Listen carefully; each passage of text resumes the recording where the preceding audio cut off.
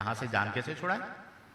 آپس میں مشورہ کیا تو انہوں نے کہا کہ اب کوئی اور تو راستہ ہے نہیں، اپنی اپنی زندگی میں جو اچھے کام کیے ہیں اپنے اچھے کاموں کا، اچھے اعمال کا اللہ کی بارگاہ میں وسیلہ پیش کرو، ہو سکتا ہے اس وسیلے کی وجہ سے اللہ تعالی ہمیں اس غار سے نجات عطا فرمائے اور یہ پتھر ہٹ جائے۔ اب وہ کتنے بندے تھے؟ تینوں کا وسیلہ سنیے۔ اب پہلا جو بندہ تھا اس نے اللہ کی بارگاہ میں عرض کی کہ مولا میرے بوڑھے والدین تھے، میں روزانہ انہیں دودھ پیش کرتا، جب وہ بوڑھے والدین دودھ نوش کر لیتے اس کے بعد میں اپنے اہل و عیال کو، اپنے بال بچوں کو دودھ پلاتا۔ ایک دن ایسا ہوا کہ میں لکڑیاں چننے جنگل میں گیا، دیر ہو گئی، لوٹا تو والدین سو چکے تھے، دودھ نہیں پیا تھا، تو میں وہ دودھ لے کر والدین کے سرانے کھڑا ہو گیا کہ جب ان کی آنکھ کھلے گی تو میں انہیں دودھ پلاؤں گا۔ حتیٰ کہ طلوع فجر ہو گئی، والدین نہ جاگے، اور میں نے والدین سے پہلے اپنے بچوں کو بھی دودھ نہیں پلایا۔ پوری رات میں دودھ لے کر کھڑا رہا کہ میرے والدین دودھ پئیں گے تو بچے دودھ پئیں گے، یہ اس کا طریق تھا۔ حتیٰ کہ طلوع فجر ہو گئی اور والدین کی آنکھ کھلی، جب وہ نیند سے جاگے تو میں نے انہیں دودھ پیش کیا، انہوں نے دودھ نوش کیا، اس کے بعد میں نے اپنے بچوں کو دودھ پلایا۔ میرا یہ عمل ہے۔ اب اس کے بعد وہ شخص کہتے ہیں کہ مولا تو جانتا ہے کہ یہ عمل میں نے کیا، اگر میرا یہ عمل تیری رضا کے لیے تھا تو تو ہمیں اس مصیبت سے نجات عطا فرما۔ تو نبی کریم صلی اللہ علیہ وسلم فرماتے ہیں کہ اللہ تعالیٰ کے حکم سے وہ جو چٹان آئی تھی وہ اس غار کے دہانے سے تھوڑی سی سرک گئی۔ اس کا مطلب یہ ہے کہ اس کا عمل اللہ کی بارگاہ میں کیا تھا؟ مقبول تھا، تھوڑی سی ہٹ گئی۔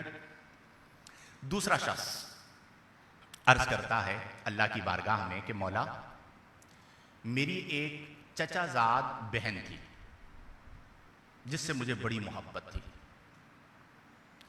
میں نے اسے کہا کہ مجھے اپنی خواہش پوری کرنے دو، بدکاری، تو اس نے منع کر دیا۔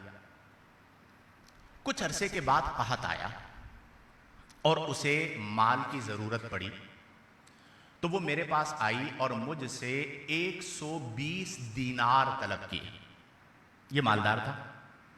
میں نے اسے کہا کہ میں تمہیں 120 دینار دیتا ہوں لیکن اس شرط پر کہ تم مجھے اپنی خواہش پوری کرنے دو گی، یعنی منہ کالا کرنے دو گی۔ وہ مان گئی، ضرورت مند تھی۔ اس کے بعد جب میں خواہش پوری کرنے کا ارادہ کیا تو اس نے مجھے کہا اس لمحے میں کہ اللہ سے ڈر۔ بس اس کا یہ جملہ تھا، میرے دل میں اللہ کا خوف آیا اور میں اس سے ہٹ گیا اور میں نے وہ 120 دینار بھی اللہ کے لیے اسے تحفہ دے دیا۔ عرض کی مولا اگر میرا یہ عمل تیرے لیے تھا تو اس غار سے اس مصیبت کے پیسے رہ گئے، وہ لینے نہیں آیا۔ میں نے اس کے پیسے کسی کاروبار کے اندر انویسٹ کر دیے، کاروبار میں لگا دیے، اس کاروبار میں اللہ نے برکت دے دی، اونٹ بھی آ گئے، بکریاں بھی آ گئیں، ٹھیک ہے، غلام بھی آ گئے، گائے بھی آ گئی۔ اس زمانے کا مال یہ ہوتا تھا۔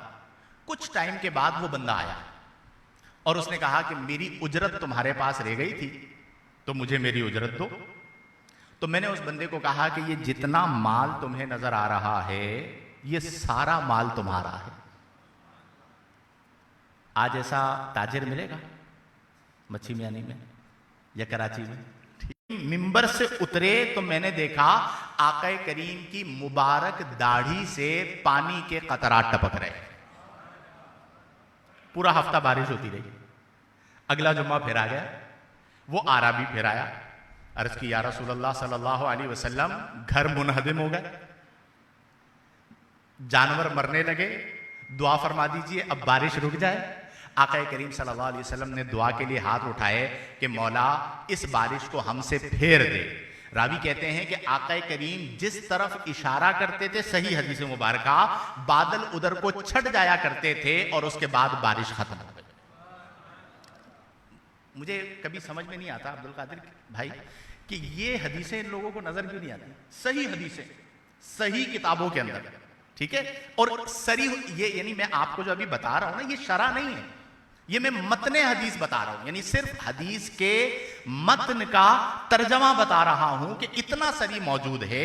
اس سے مراد یہی ہے کہ اللہ تعالیٰ نے اپنے محبوب کو ایسی شان عطا فرمائی جو کسی کو نہیں ملی. تو اس لیے یہ کہنا کہ اگر کوئی وسیلہ بناتا ہے تو وہ شرک کرتا ہے، دائرہ اسلام سے معاذ اللہ خارج ہو جاتا ہے، ایسا نہیں. اللہ کے مقابلے میں وسیلہ بنانا نہیں ہے. اور میں نے قرآن کی آیات آپ کے سامنے پیش کی ہیں کہ وَابْتَغُوا إِلَيْهِ الْوَسِيلَةَ یا ایھا الذین آمنوا استعینوا بالصبر والصلاۃ، صبر کے ساتھ اور نماز کے ساتھ اللہ کی بارگاہ میں مدد طلب کرو.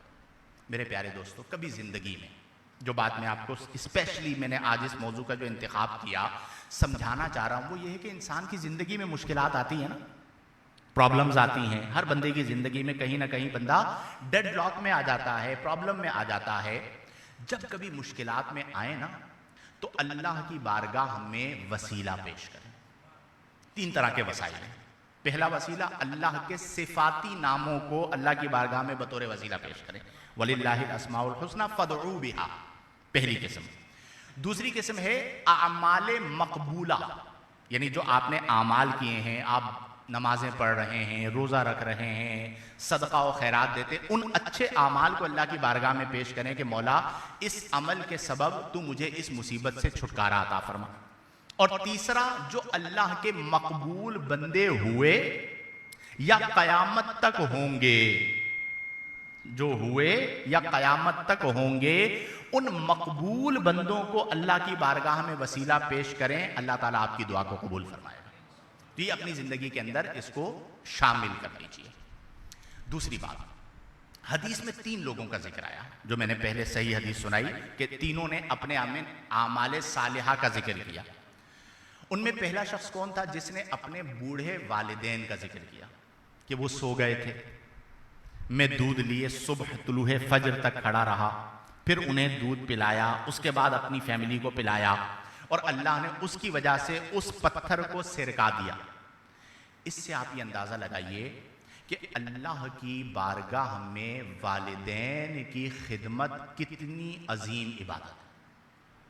یعنی قرآن میں اللہ نے جہاں پر اپنی بندگی کا ذکر کیا، فرمایا وَاعْبُدُوا اللَّهَ، اللہ کی عبادت کرو، وَلَا تُشْرِكُوا بِهِ شَيْئًا، اللہ کے ساتھ کسی کو شریک نہ ٹھہراؤ.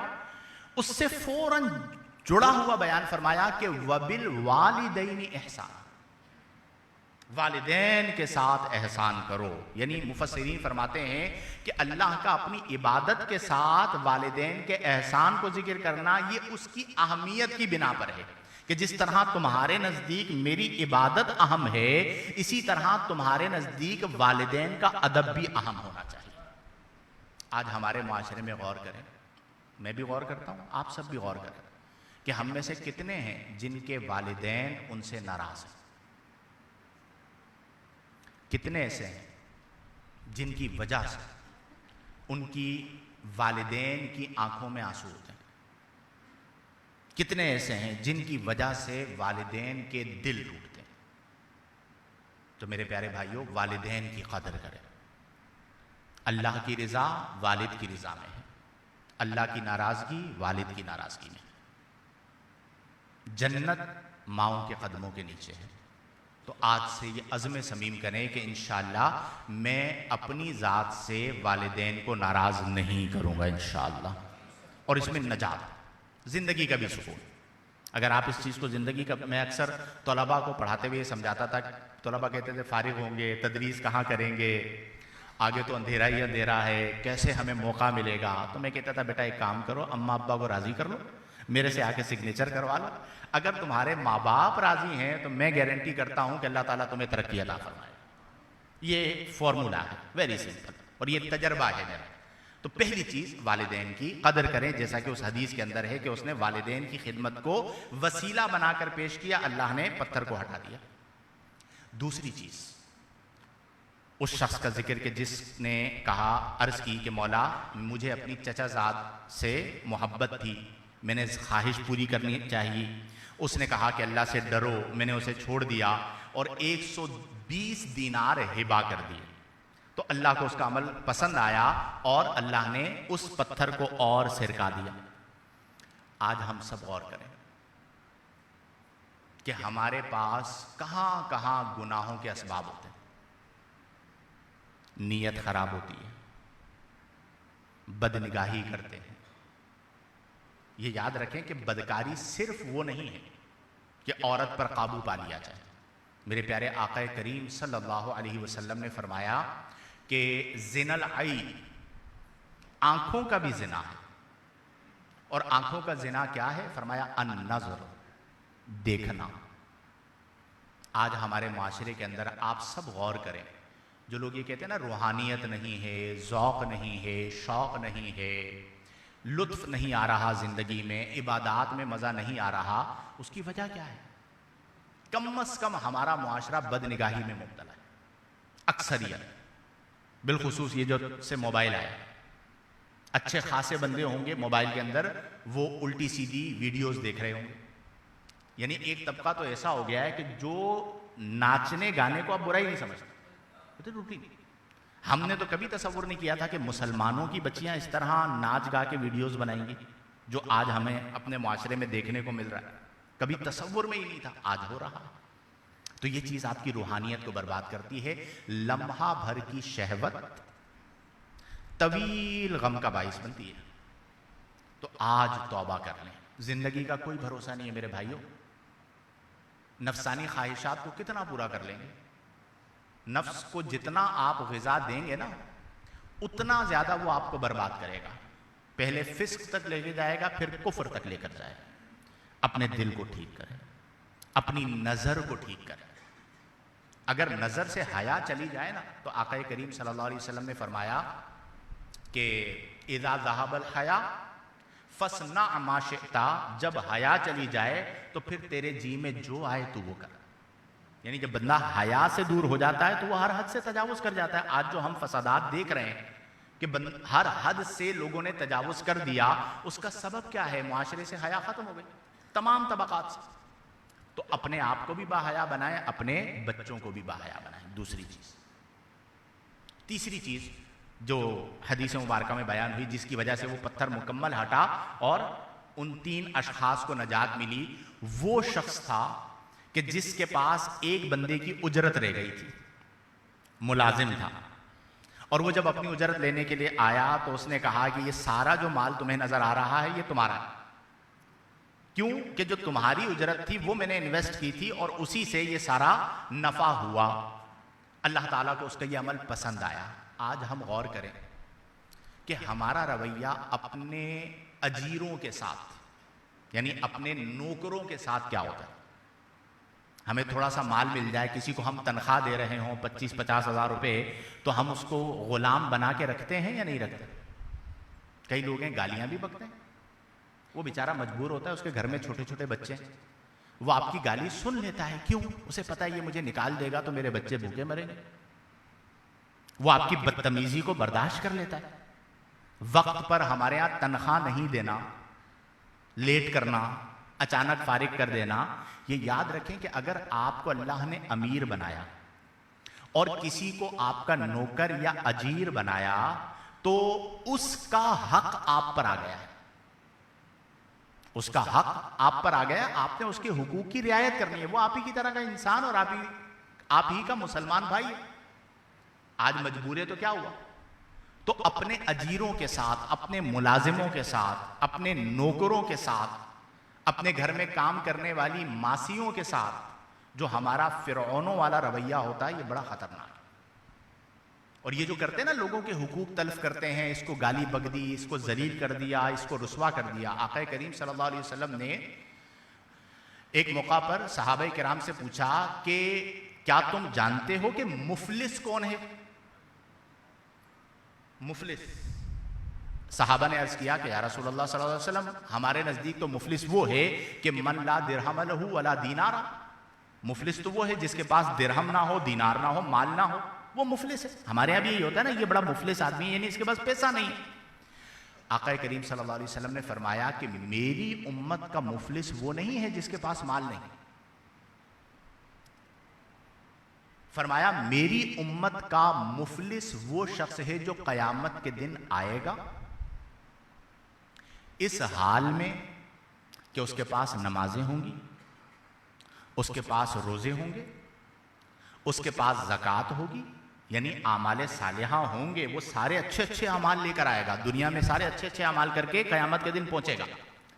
لیکن آقا کریم صلی اللہ علیہ وسلم نے فرمایا مگر اس نے کسی کو گالی بکی ہوگی، مگر اس نے کسی کا حق کھایا ہوگا، مگر اس نے کسی پر ظلم کیا ہوگا، اور جب قیامت کے دن فیصلہ ہوگا تو اللہ تعالی اس کی نیکیاں لے کر جسے گالی بکی تھی، جس پر ظلم کیا تھا، اس کے نامہ اعمال میں ڈال دے گا، اور اگر اس کی نیکیاں ختم ہو جائیں گی، جب اس کی نیکیاں ختم ہو جائیں گی تو ان کے جو مطالبہ کرنے والے ہیں ان کے گناہ لے کر اس کے نامہ اعمال میں ڈال دیے جائیں گے، اور قیامت کے دن اس کا حال یہ ہوگا کہ اس کے نامہ اعمال سے ساری نیکیاں ختم اور صرف گناہ موجود۔ فرمایا یہ شخص میری امت کا مفلس ہے۔ ہم سمجھ رہے ہوتے ہیں ہم نمازیں پڑھ رہے ہیں، ہم تو درود پاک بھی پڑھتے ہیں، ہم تو تلاوت بھی کرتے ہیں، ہم تو اچھے اعمال بھی کرتے ہیں، لیکن اس کے ساتھ ساتھ جو ہم گالیاں بک رہے ہیں، جو ہم نے اپنے پڑوسیوں کو ڈرا کے رکھا ہوا ہے، رشتہ داروں کو ڈرا کے رکھا ہوا ہے، وہ جو ایک لمحے کے اندر ہم فرعون وقت بن کر سامنے والے کی عزت اتار کے اس کے ہاتھ پہ دے دیتے ہیں، اور بعد میں کیا کہتے ہیں میں دل کا بڑا اچھا ہوں، خالی زبان کا ایسا ہوں۔ ارے بھائی، اگر تم دل کے اچھے ہوتے تو تم زبان کے اچھے ہوتے، اور اگر تم زبان کے اچھے ہو، بلکہ ایک حدیث میرے ذہن میں آ رہی ہے، آقا کریم صلی اللہ علیہ وسلم نے فرمایا جو زبان کا اچھا ہوگا وہ دل کا اچھا ہوگا۔ یہ ریزن نہیں چلے گا کہ آپ کہیں میں دل کا بہت اچھا ہوں۔ یہ بالخصوص گھروں میں ہوتا ہے کہ بیوی کا ستیہ ناش کر دیا، اس کی عزت ایک لمحے کے اندر تار تار کر دی، اس کے ماں باپ کو گالیاں بک دی، ذلیل کر دیا، اور اس کے بعد کہا بیگم تمہیں پتا تو ہے نا کہ تمہارا شوہر اس وقت روئے زمین کا سب سے اچھا آدمی خالد ہے، تو اب اس کا کیا کرے؟ او بھائی، ایک تو تم ظلم کر رہے ہو، دوسرا اندر سے اپنے آپ کو تسلی بھی دے رہے ہو، نہیں نہیں میری زبان گندی ہے، دل میرا بہت اچھا۔ ایسا نہیں ہے میرے بھائی، تمہاری اگر زبان گندی ہے تو تمہارا دل گندا ہے، تسلی نہ دو، دھوکہ نہ دو، اللہ تعالیٰ نیتوں کو جانتا ہے۔ تو یہ ساری چیزیں بھی غور کریں کہ کہیں ایسا نہ ہو کہ ہم دنیا میں نمازی ہوں، پرہیزگار ہوں، متقی ہوں، لیکن آقا کریم صلی اللہ علیہ وسلم نے فرمایا کہ یہ شخص میری امت کا مفلس ہے، کہ جس کے پاس قیامت کے دن ساری نیکیاں ختم ہو جائیں گی اور لوگوں کے گناہ اس کے نامہ اعمال میں آ جائیں گے۔ اللہ کریم ہم سب کو عافیت عطا فرمائے، ڈرتے رہا کریں۔ آپ یقین کریں میرے بھائیوں، یہ بہت خطرناک دور آیا ہے، یہ وہ دور ہے کہ بندہ گھر کو پکڑے۔ میں کئی سالوں سے آپ یقین کیجئے کہ میں اپنے گھر سے صرف دینی کاموں کے لیے نکلتا ہوں، کسی کام کے لیے نہیں نکلتا، آزمائش ہے، شاپنگ کے لیے بھی نہیں جاتا، یہ افراد کر رہے تھے۔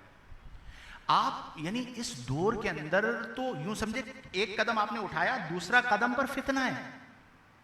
جتنا اپنے آپ کو آپ بچائیں گے نا، محدود کر لیں گے اپنی لائف کو، ایک دائرے کے اندر بند کر لیں گے، اتنا آپ محفوظ رہیں گے۔ دائرے سے آپ باہر نکلے، آپ آزمائشوں میں مبتلا ہونا شروع ہو جائیں گے۔ ہاں آپ نکلیے، آئیے دینی اجتماع میں بیٹھیے، نیک لوگوں کے ساتھ بیٹھیے، بیانات کے اندر جائیے، ذکر اللہ کی محفل میں جائیے۔ یہ وہ چیز ہے کہ جہاں پر آپ کا نکلنا اور قدم اٹھانا ثواب ہے، ورنہ اگر آپ یہ گیدرنگز کے اندر لوگوں کے ساتھ بیٹھیں گے تو کئی گناہ ایسے ہیں جو بندہ اپنے دوستوں کی وجہ سے کر لیتا ہے۔ اگر وہ دوست نہ ہوتا تو شاید وہ گناہ نہ کرتا۔ تو جس کی وجہ سے آپ گناہ کر رہے ہیں وہ قبر میں آپ کے ساتھ تو نہیں جائے گا، آپ کا تو اپنا عمل جائے گا، تو کہیں ایسا نہ ہو کہ آخرت برباد ہو جائے۔ اسی لیے میرے پیارے بھائیوں، اپنے بچوں کی اچھی تربیت کریں، اپنی چار دیواری کا ماحول بہتر بنائیں، تلاوت قرآن کی، نماز کی عادت ڈالیں، نیکوں کی صحبت اختیار کریں، انشاءاللہ دنیا بھی اچھی ہوگی اور آخرت بھی اچھی ہوگی۔ اللہ تبارک و تعالی ہم تمام کو خلوص قلب عطا فرمائے، اپنی محبت عطا فرمائے، اور اپنے پیارے محبوب صلی اللہ علیہ وسلم کی نگاہ خاص عطا فرمائے۔ آمین بجاہ النبی الامین، وآخر دعوانا ان الحمد للہ رب العالمین۔